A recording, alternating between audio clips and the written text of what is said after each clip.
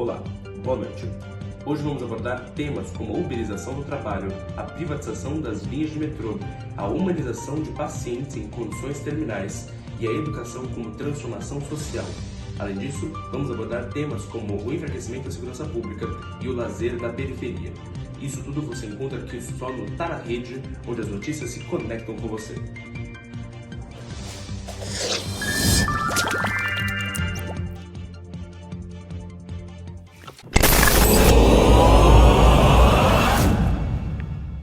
Você já ouviu falar da medicina humanizada?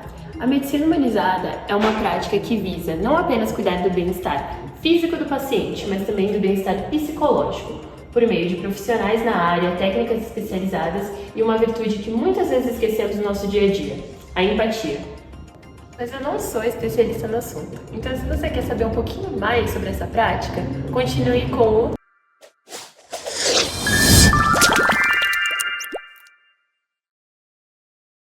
Sonhos a longo prazo? Muitos. Você tem um sonho a longo prazo? Tenho sim. Sim, com certeza. Sim, muitos. A segunda é se você descobrisse que tem um mês de vida, o que você faria? O que eu faria? Tudo que eu quero. Falaria tudo que eu quero também. Ixi, Maria, hein? Um mês. Nossa, que dramático. Acho que eu passaria o maior tempo possível com a minha família. Eu acho que eu pegaria minha namorada e ia viajar. Ia pegar um motorhome e ia viajar. Ficar um mês viajando. Acho que eu não desgrudava da minha neta.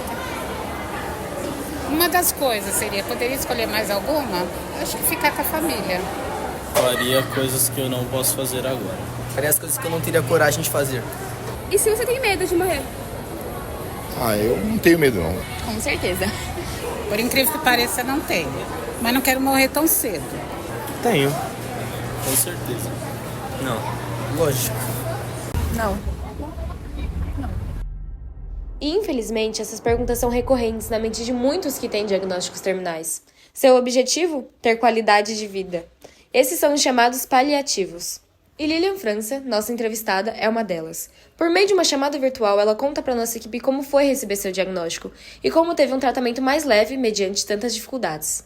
Eu tive o diagnóstico de câncer, já tinha 6 órgãos afetados, então já era nível 4. Aí um dia, eu olhando o meu relatório para fazer um exame, eu vi paliativo. A UTI eu tive momentos difíceis, porque eu não conseguia levantar de forma nenhuma sem apoio. E tem profissionais altamente despreparados. E, infelizmente, tinha um técnico que me dizia que se eu levantasse, eu ia morrer. Quando descobre, né, quando a gente está passando por isso, a gente está tão fragilizada. E tem um técnico que está ali para lhe ajudar. Ele está ali dizendo que você vai morrer. Então, foi o primeiro momento assim, que eu me senti muito, muito frágil. Durante nossa entrevista, a Lilian conta diversos casos sobre desumanização no seu próprio tratamento. Mas, mesmo assim, não se deixava abalar. Tinha uma psicóloga lá que acho que ela queria que eu chorasse, sabe? E não é que eu não chorava, eu tinha meus momentos, mas a psicóloga chegava para mim e me dizia que eu precisava entender por que eu não chorava. Aí eu falei com ela, e por que eu não posso seguir o exemplo de tanta gente que tem câncer e luta para batalhar e sorrir? Por que eu tenho que ficar aqui chorando? Então aquilo me incomodava, porque também estava perto do aniversário da minha filha. E minha filha todo dia perguntava, você vai fazer meu aniversário? Eu dizia que ia. Aí ela olhou para mim e fez, Lilian, você está preparada para sua filha vir para cá e não você ir para lá? Aí eu falei com o diretor do hospital, fiz, pelo amor de Deus, me ajuda. Não quero conversar mais com essa psicóloga, porque eu estou preparada mentalmente para fazer o aniversário da minha filha. Eu também faço terapia fora, né, do hospital. Meu terapeuta é maravilhoso. E eu faço parte do grupo de apoio do hospital. Infelizmente, em Feira de Santana, só existe esse grupo de apoio. Eu vi o quanto é importante a gente se ver e se reconhecer no outro. Porque eu me sentia meio que uma alienígena no que eu sentia. Muitas vezes eu me senti julgada. E no grupo de apoio, eu não sou alienígena. Eu sou igualzinha a ela. questão de ser paliativo, todos nós somos, como já disse a Nami, né? Todos nós somos. Eu só tenho um diagnóstico que um dia, como todos nós, vamos partir. E eu faço questão de aproveitar o melhor da vida. Bom, a perspectiva do paciente paliativo a gente já tem. Mas como será que a família, ou seja, a rede de apoio desses pacientes, se sente sobre a situação? Nossa próxima entrevistada é Célia, uma mulher que teve que auxiliar um dos seus parentes paliativos em seu tratamento. Não é fácil, é difícil. Célia, de 60 anos, conta para nossa equipe brevemente como foi dar apoio físico e psicológico para um dos seus familiares, seu padrasto, mediante o diagnóstico de câncer, e como isso também a afetou. Mexe muito com o emocional da gente, a gente fica bem fragilizada. A gente cria uma força interna, né, para poder estar apoiando outras pessoas, né, no momento mais difícil da vida. Sempre foi que ele foi para a companhia da minha mãe, eu tinha uns 10 anos para 11 anos. E sempre foi essa vida de brigar, me mandar embora de casa, mas quando eu cresci mais, eu saí da minha casa, eu decidi que eu tinha que tirar minha mãe, arrumar um lugar para me colocar minha mãe. E ele veio junto e ele ficou comigo esses anos todos. E mesmo eu vindo embora da cidade, que eu sou de Minas, eu vim para São Paulo, ele veio junto e eu cuidei dele a vida inteira. Ele passou a usar a tráqueo, né? E tinha que fazer a limpeza da tráqueo, que é aspirar a tráqueo dele, né? E era muito doloroso para ele e muito difícil para mim. Que tipo de apoio médico e emocional você recebeu durante o cuidado? Eu nenhum, só de Deus. Mas os médicos não te ofereceram nada, não? Para mim, não. Não? Não, só ele, né? Só ele. Para mim, não. Eu penso assim, que nós somos uns seres para evoluir. Então, cada coisa que nós passamos, cada sofrimento alheio que nós passamos, nós crescemos um pouco mais. Então, nós aprendemos que nós estamos aqui nessa vida, um para ajudar o outro, né? E para a gente se tornar uma pessoa melhor.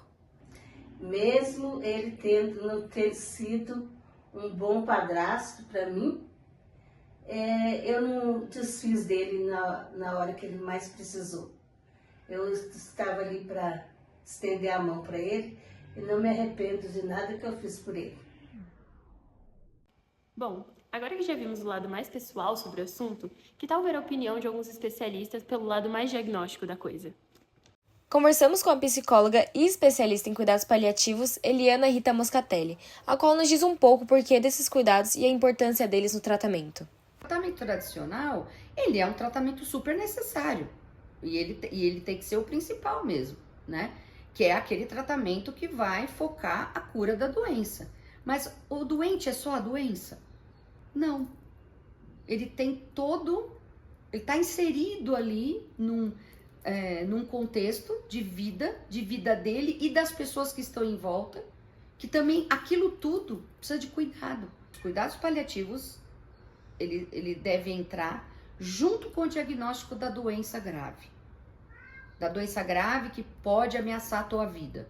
Porque aí aquela equipe, ela vai focar no apoio, justamente nesse apoio, no apoio que você precisa para enfrentar essa doença, entendê-la, aonde ela te situa, como que você pode fazer para lidar com ela e assim, como você pode fazer para continuar vivendo apesar dela. Tem algumas doenças que ou elas chegam num ponto, não tem uma proposta de cura, seja porque ela cronificou, né? Então virou uma doença crônica, que tipo não vai te matar, mas você não vai ter mais a cura daquela doença, ou até mesmo podemos chegar em algumas doenças que não tem mais proposta de cura, possivelmente vão te levar ao óbito. É nesses dois tipos de caminhos, né, que entra o cuidados paliativos. O correto no cuidados paliativos é você diagnosticou, tem uma doença que pode levar a um desses caminhos que eu acabei de falar, né? Então, o ideal já é entrar com as duas equipes. A equipe que vai fazer o tratamento para a cura da doença, né? E a equipe de cuidados paliativos, ela vai entrar justamente para dar o suporte, não só para o doente em relação à aceitação e como ele vai lidar com aquela nova fase da vida dele, porque um diagnóstico de uma doença grave, ainda que ela venha a ser curada, né, sempre é um momento de muita estabilidade, de muitas inseguranças, muitos medos, né, e aí a pessoa emocionalmente fica muito abalada. Nós sabemos que a emoção é grande, mas quanto ao psicológico do próprio terapeuta? Quando você escolhe ser psicóloga, alguma coisa dentro de você já filtra de uma maneira, parece que meio natural, os problemas. E eu acho que também tem um pouco dessa coisa do dom, daquilo de você conseguir filtrar o que é seu, o que é do outro.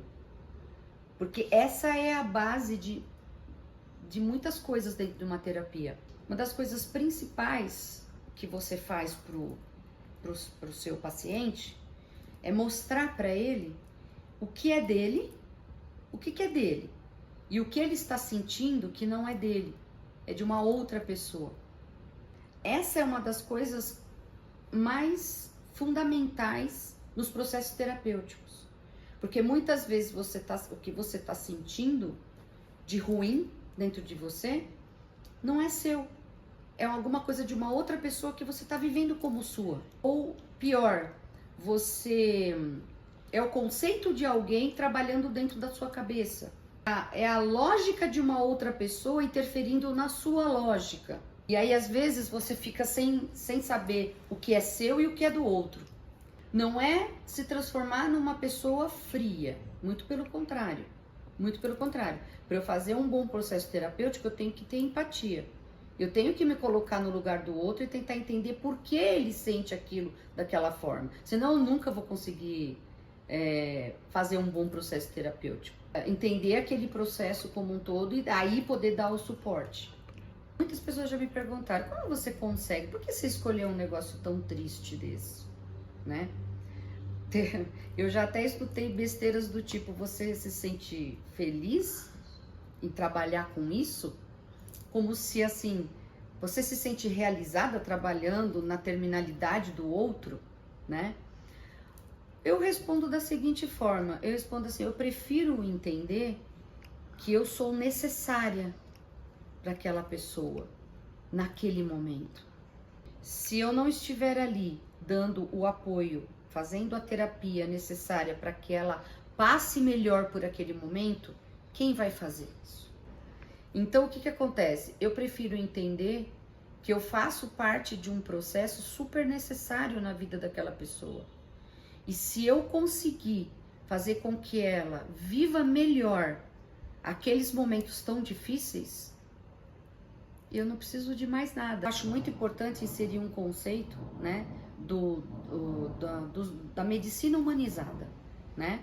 Então, uma coisa muito importante é que os médicos tenham formação em cuidados paliativos, né? Para que eles... Eu já vi muito médico que sabe tratar perfeitamente a doença, né? Pessoas de renome, pessoas que são extremamente competentes na área que eles estão atuando, né? Mas não sempre vendo apenas a doença, a medicação, não analisando, não vendo o paciente como um todo. Toda a equipe a equipe da saúde, é importante ter pessoas formadas em cuidados paliativos ou pessoas que entendam desse assunto para que a equipe fique mais humana. E o nosso próximo entrevistado, Ricardo Aparecido, é um profissional da saúde que trabalha no ramo de radiologia. Ele conta um pouco para a nossa equipe como é lidar com essa desumanização da medicina, muitas vezes vindo de seus próprios colegas. Olha, isso acontece muito, né? Principalmente em setores dos quais muitos profissionais, inclusive, já aconteceu de eu ter visualizado isso daí, de acompanhar até, infelizmente, mas, obviamente, há uma conduta errônea de muitos profissionais, quando, por exemplo, trabalha com o mesmo setor e aí acaba dando tratamento diferenciado. Um exemplo, você é um profissional de um setor de radiodiagnóstico e você trabalha com uma certa conduta em um hospital público e em um hospital particular você tem uma conduta diferenciada porque é um hospital particular, entendeu? Então, os pacientes são os mesmos pacientes, né? Então, a parte do setor humanizada está justamente em que você não tem que verificar justamente sobre o convênio do paciente, e sim sobre a necessidade que ele tem de obter aquele diagnóstico, seja no setor público ou privado. Eu vou até falar, não adianta eu vestir branco no hospital particular e no hospital público eu ir com um jaleco que até a parte de asepsia dele está com uma conduta errônea, entendeu? Então, você tem que dar justo um profissional, é um profissional, seja ele no setor público ou no setor privado. Então, por que eu digo isso? Porque muitos pacientes que têm a necessidade, mas não têm, infelizmente, a condição de ter um convênio e precisa do mesmo atendimento. Então, por que tem que ser o atendimento diferenciado por ser o setor público ou privado?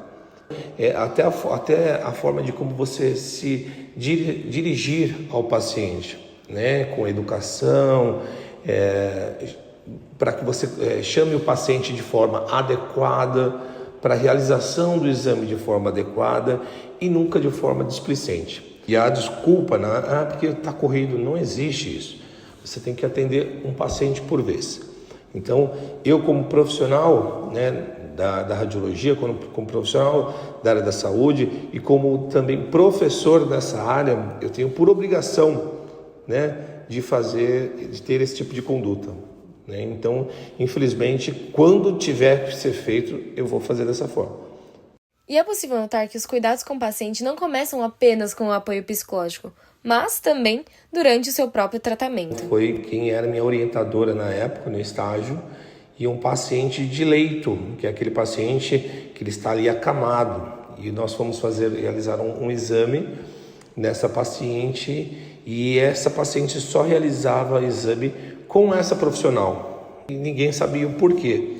Até que ela me chamou para acompanhar a conduta dela e ela falou assim: olha, Ricardo, você vai me acompanhar com essa paciente. E aí eu vi que a conduta dela era completamente diferente. Exemplo, tá? Para fazer o exame de radiografia, antigamente era uma placa de metal gelada, né, que se colocava nas costas do paciente de leito para poder fazer a radiografia. E ela tinha o cuidado, né, de envelopar essa placa com um lençol, para que obviamente não tivesse aquele gelado nas costas da paciente. Então, isso aí já é uma atitude humanitária, porque ela está pensando que aquilo ali é o desconforto do paciente, com aquele gelado nas costas. Então, ela só realizava com ela. São, assim, pequenos detalhes, né, que parecem ser nada, mas fazem toda a diferença. Então, ela se preocupava com a paciente. Então, você vê que realmente o que faz a diferença no atendimento. Então, quando você realmente demonstra que você quer ter um bom atendimento, com humanização, obviamente que aquilo ali vai se replicar. Na terapia, o paciente já no primeiro instante, quando ele descobre que ele tem uma patologia e essa patologia tem que ser tratada, vai ter que se ajustar a toda essa base de tratamento, ou seja, no sentido psicológico, isso é muito pesado para o paciente. Desde o momento em que ele faz um exame e que o diagnóstico foi positivo, até o momento onde onde se vai produzir os acessórios para o tratamento dele. Por exemplo, as máscaras termoplásticas, que são máscaras produzidas para fazer tratamento em pacientes com tumores de crânio. Então você imagina um paciente ele ser submetido a esse tipo de utilização, né, de recurso, onde ele vê que, poxa, parece que ele está ali contido. Então você faz uma máscara termoplástica que é própria para aquele paciente e ela vai ser ajustada, se necessário, até o final do seu tratamento. O cuidado com essa máscara termoplástica é que no passado não existia esse tipo de recurso, ou seja, os pacientes eles eram marcados. Quando a gente fala marcado, eles eram marcados na região, por exemplo, um tumor encefálico no cérebro. Tem que fazer uma marcação para saber onde é o isocentro, que é o localizador da máquina, né, para poder atingir apenas aquela região para o tratamento. O paciente recebia essa marcação e ia para casa, enfim, ele acabava sendo marcado, porque muitas pessoas que já sabiam, aquilo ali para ele, psicologicamente era muito forte. Então essa máscara termoplástica, ela fez com que isso aí seja inibido, porque ele vai para casa sem marcação nenhuma. Profissionais que estão ligados diariamente ao tratamento, principalmente ao tratamento pediátrico, né? Porque a criança é aquela coisa, a primeira coisa, ela não fica parada no decorrer do tratamento. Então a dificuldade era de justamente fazer com que algo a atraísse para isso, né? E as máscaras termoplásticas que se faz com personagens, elas fazem com que a criança realmente se sinta em um outro mundo, né? E não pense apenas no tratamento. Então isso aí, não somente as máscaras termoplásticas com personagens, como os profissionais, né, que nós incorporamos justamente isso. Então os profissionais muitas vezes, né, colocam até a vestimenta de um super-herói, né, do qual essa criança gosta, para fazer com que o tratamento fique mais ameno. É como se fosse realmente aquela coisa emblemática, né? Poxa, eu venci. Então, fora isso, no final do tratamento, existe toda uma cerimônia, né, onde se toca o sino para poder realmente falar, poxa, eu venci essa etapa. É bem aquela conotação, né? É acolhimento e não recolhimento. E você, qual é a sua opinião sobre o assunto? Nos deixe saber no nosso site. E continue ligado nos próximos episódios do Tá na Rede. Além disso, ative as notificações e se inscreva no nosso canal do YouTube para conseguir ver diversos assuntos sobre o mundo afora. Bom, agora eu tenho que ir porque já deu meu horário.